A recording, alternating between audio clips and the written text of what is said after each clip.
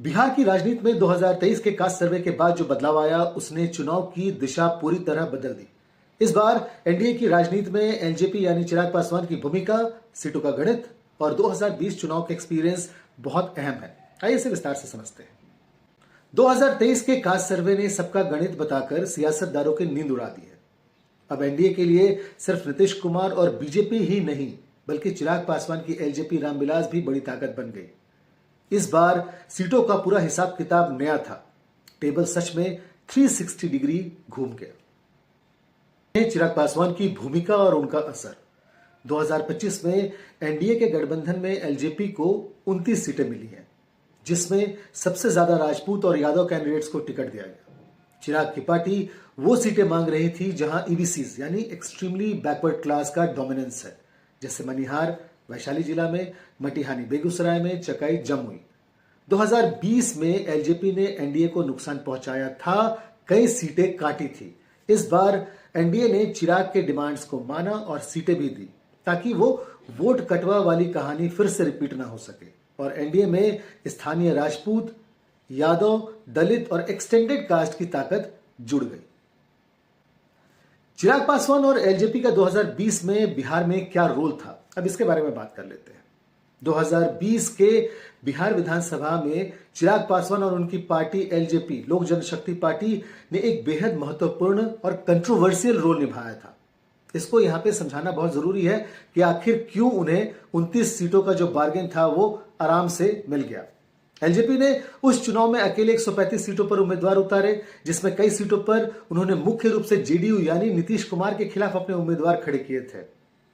हालांकि LJP NDA का हिस्सा थी, उन्होंने भाजपा के खिलाफ उम्मीदवार नहीं उतारे, जिसमें भाजपा को फायदा हुआ, लेकिन जेडीयू को भारी नुकसान उठाना पड़ा।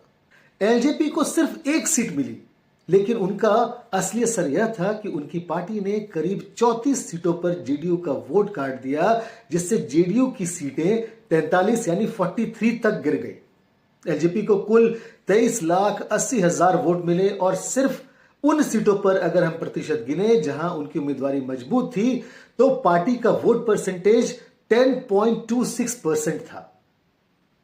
चुनाव बाद नीतीश कुमार के समर्थक और उनकी राजनीतिक विश्लेषकों के अनुसार चिराग ने जेडीयू को टारगेट कर एनडीए में अंदरूनी नुकसान पहुंचाया था। यही कारण था कि 2020 के बाद एलजेपी में दरार पड़ी और पार्टी अलग थलग धड़ों में बंट गई। इस पूरे घटनाक्रम के चलते चिराग को वोट कटवा कहा गया, यानी उन्होंने खुद ज्यादा सीटें नहीं जीती, लेकिन जेडीयू को इतनी हार दिला दी कि बैलेंस ऑफ पावर ही बदल गई। चिराग के इस रोल के बाद भाजपा की सीटें बढ़ी, आरजेडी सबसे बड़ी पार्टी बन गई और नीतीश कुमार की स्थिति कमजोर हो गई। यानी 2020 के चुनाव में एलजेपी और चिराग पासवान ने खुद के भले ज्यादा एमएलए नहीं बनाए, पर उनका गेम प्लान जेडीयू को नुकसान पहुंचाकर बिहार की राजनीति की दिशा बदलने वाला रहा। अब जानते हैं कि 2020 चुनाव के बाद चिराग पासवान की राजनीतिक रणनीति क्या रही। 2020 बिहार विधानसभा चुनाव के बाद चिराग पासवान ने अपनी राजनीतिक रणनीति पूरी तरह बदल दी। अपनी पार्टी यानी एलजेपी रामविलास को सिर्फ वोट कटवा या विरोधी पार्टी के तौर पर नहीं, बल्कि एनडीए में एक मजबूत सौदागर और किंग मेकर के रूप में स्थापित किया। चिराग ने क्या प्रमुख रणनीति बदलाव किए, अब इसके बारे में जानते हैं। एनडीए में वापसी और प्रोमिनेंस।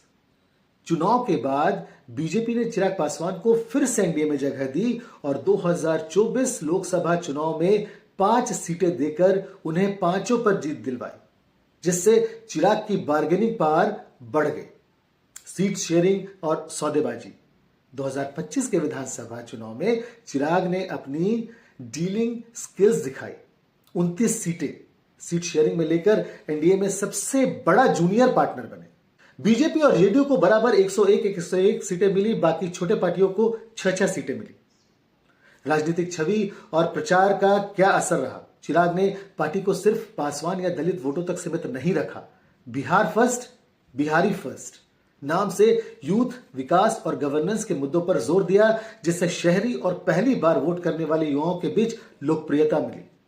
अब बात करते हैं किंग मेकर की भूमिका। बीजेपी उन्हें इस बार जूनियर पार्टनर की तरह नहीं बल्कि एक स्ट्रैटेजिक एसेट की तरह देख रही है। 29 सीटों के चलते सरकार बनने या ना बनने की चाबी उन्हीं के पास रह सकती है। एक बात और है कि एनडीए सरकार बनी तो चिराग की बार्गेनिंग पावर और बढ़ जाएगी। अब बात करते हैं पुरानी गलतफहमियां को कैसे सुलझाया गया। जेडीयू और चिराग के बीच सुलह की कोशिश दिखाई दी। नीतीश कुमार और चिराग के बीच हाल ही में हुई बातचीत और दोनों ने चुनावी बयानबाजी को कम करते हुए गठबंधन में एकता का संदेश दिया, यानी एक यूनिटी दिखाई। यानी चिराग पासवान ने 2020 के बाद खुद को एनडीए के लिए वोट कटवा से किंग मेकर और सौदागर में तब्दील कर दिया। मजबूत डीलिंग, सीटों की प्रमुख हिस्सेदारी और नई छवि के साथ उनकी रणनीति आज बिहार की राजनीति में सबसे निर्णायक मानी जा रही है। अब देखते हैं कि चिराग की नीतियों ने दलित वोट बैंक पर कैसे असर डाला। चिराग की नीतियों और उनकी पार्टी एलजेपी रामविलास ने बिहार में दलित वोट बैंक पर कुछ वर्षों में बड़ा असर डाला। अब इस वोट बैंक पर कैसे बड़ा असर हुआ, इसको जानते हैं। कैसे दलित वोटों का बंटवारा हुआ। 2020 के बाद एलजेपी के नेतृत्व में दलित वोट बेस में बिखराव आया।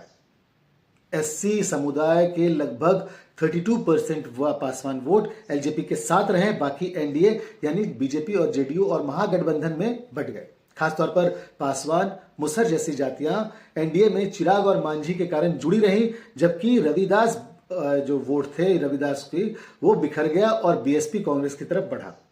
सत्ताधारी गठबंधन में इसका क्या महत्व है, ये जानते हैं। बीजेपी और एनडीए ने चिराग के दलित वोट बेस की मजबूती को ध्यान में रखते हुए 2025 चुनाव में उन्हें 29 सीटें दी। इसका कारण था बीजेपी खुद दलित वोटों में के मामले में कमजोर थी, इसलिए चिराग के वोट कटवा रोल का इस्तेमाल कर दलित समुदाय का एनडीए में झुकाव बढ़ाया गया। नई छवि व अपना दायरा कैसे चिराग ने बढ़ाया। चिराग ने पार्टी को युवा, विकास और बिहारी फर्स्ट जैसे मुद्दों पर आगे बढ़ाया। इससे पार्टी दलित वोटों से आगे शहरी युवाओं और पहली बार वोटरों को भी जोड़ने लगी। दलितों में नेतृत्व की स्पष्टता दिखी। बिहार में अब दलित नेताओं में चिराग पासवान जो दुसाध समाज से आते हैं, मांझी जो मुसहर और बीएसपी के पुराने नेता रविदास के बीच नेतृत्व की होड़ हुई। रामविलास वजन के बाद चिराग ने दुसाध वोटों को मजबूती से बांधा, लेकिन दलित वोट पिछले सालों में कई धड़ों में बट गए। राजनीतिक सौदेबाजी की ताकत। बीजेपी को यूपी में दलित वोटों के कमजोर पड़ने की वजह से बिहार में चिराग की मांग और ज्यादा बढ़ी, जिससे उनकी राजनीतिक बार्गेनिंग पावर और सीटों की संख्या भी बढ़ी। यानी चिराग पासवान की रणनीति ने दलित वोटों को एनडीए के साथ बांधने, उनके बार्गेन पावर के लिए मजबूती देने और जातीय नेतृत्व की फूट को बढ़ाने का तीसरा असर डाला। फिलहाल चिराग बिहार राजनीति में दलित समुदाय के सबसे बड़े नेता बने हुए हैं, लेकिन पासवान, मुसहर, रविदास के अलग अलग वोट पैटर्न ने दलित वोट बैंक को कहीं यूनिफाइड नहीं रहने दिया। इन नीतियों का दलित सब कास्ट पर अलग अलग असर कैसे हुआ, अब इसको जानते हैं। चिराग पासवान के एलजेपी की नीतियों का दलित उपवर्गों यानी अलग अलग ऐसे समुदाय जैसे दुसाध, मुसहर, रविदास, चमार आदि पर बहुत भिन्न भिन्न असर पड़ा। इन नीतियों ने दलित समाज में एकजुटता का ग्राफ गिराया और उपवर्गों की राजनीति और सीमाएं स्पष्ट की। अब बात कर लेते हैं कास्ट के। दुसाध यानी पासवान सबकास्ट की बात करते हैं। दुसाध बिहार के दलित समाज में सबसे बड़ा और संगठित सबकास्ट है। चिराग की एलजेपी का बेस दुसाध वोट पर ही सबसे ज्यादा मजबूत है। दुसाध समाज को मध्यवर्गीय या राजनीतिक नेतृत्व की पहचान मिली और वे सत्ता में बार्गेन करने लगे, जिससे उनकी दूसरी दलित समूहों से अलग पहचान बनी। चिराग की रणनीति ने दुसाध को एनडीए वोट से जोड़ दिया, लेकिन बाकी दलित जातियों में असंतोष बढ़ा क्योंकि सरकारी लाभ और नेतृत्व में हिस्सेदारी कम होती गई। अब बात करते हैं मुसहर जाति की। मुसहर सबसे गरीब और वंचित दलित जाति है। अगर बिहार की बात करें तो वहां पे मांझी के एचएएम वजूद में आने से मुसहरों को एक सत्ता विरोधी वोट बना। चिराग के पासवान नेतृत्व के कारण इनका समर्थन एलजेपी को नहीं मिला। दुसाध मुसहर जाति के बीच हाल के वर्षों में टकराव भी बढ़ा है। कई जगह पे हिंसक घटनाएं और जमीन विवाद तक आए, जिससे दलित समाज के भीतर ही फूट गहरा गई। अब बात करते हैं रविदास और अन्य महादलित जातियों की। रविदास, आदिवासी और कई अन्य दलित वर्ग को बिहार सरकार ने महादलित कैटेगरी में बांटा था, ताकि इनमें बंटवारा हो और नीतियों से फायदा मिले। पासवान नेतृत्व के कारण बाकी महादलित उपवर्गों ने सत्ता में हिस्सेदारी पाने के लिए दूसरे दलों जैसे मांझी की एचएएम, बीएसपी, कांग्रेस का रुख किया। इसका असर यह हुआ कि महादलित वोटों में एलजेपी की पकड़ कमजोर हो गई। कानूनी और पासवान ने सुप्रीम कोर्ट में एससी सबकास्ट को आरक्षण और क्रीमी लेयर में बांटने के फैसले का विरोध किया, जिससे महादलित और दुसाध यानी पासवान जातियों के बीच कंपटीशन और अधिक बढ़ गया। और इससे हुआ ये कि चिराग की नीतियों ने दलित अन्य जातियों को एकजुट नहीं किया, बल्कि नेतृत्व और संसाधन की लड़ाई को आगे बढ़ाया। दुसाधों में एलजेपी की ताकत बढ़ी, मुसर्र रविदास महादलितों में असंतोष गहराया और सत्ता में हिस्सेदारी के लिए सबका संघर्ष तेज हुआ। नीतियों का असर हर जाति पर बिल्कुल अलग हुआ। इन सबके बीच विकासशील इंसान पार्टी, जो मुकेश सहनी की पार्टी है, उनकी रणनीति और प्रभाव का भी बहुत असर हुआ। 2020 में वीआईपी ने 3 सीटें जीती थी, सिमरी, बख्तियारपुर, साहेबपुर कमाल, गायकपुर, और कई जगह ईबीसी मल्लाह वोटों में एक नैरो मार्जिन ने हड़कंप मचाया था। 2025 में मुकेश सहनी खुद चुनाव नहीं लड़ रहे, बल्कि पूरे बिहार के 243 सीटों पर जोरदार प्रचार कर रहे थे। इस बार वीआईपी ने अपनी पूरी ताकत संगठन और जाति प्रबंधन में लगा दी थी। पूर्व सांसद संतोष सैनी को गौड़ा बोराम से उतारा गया था। मल्लाह, सरनी, निषाद समुदाय की वोट बैंक वीआईपी के साथ थी। यही वर्ग जो 9% वोटों के साथ 40 से 50 सीटों पर सीधे असर डाल सकते हैं। अब वीआईपी के मुकेश सहनी महागठबंधन के साथ डिप्टी सीएम का चेहरा बन गए हैं, खास तौर से आरजेडी और कांग्रेस को ईबीसी का सपोर्ट दिलाने के लिए। 2020 के चुनाव और सीटों पर बदलती ताकत को देखते हैं। 2020 में एनडीए और आरजेडी लेड महागठबंधन दोनों को करीब 38% वोट मिले थे। एलजेपी तब एनडीए के साथ नहीं थी, वीआईपी थी। एलजेपी ने कई सीटों पर एनडीए का वोट काटा, जिससे महागठबंधन को फायदे हुए। करीब 15 से ज्यादा सीटें मार्जिन से बदल गई। वीआईपी की वजह से निचले हिस्से में मल्लाह निषादों का वोट में जो एक एक्साइटमेंट आया था, कई सीटों पर डिसाइसिव रही।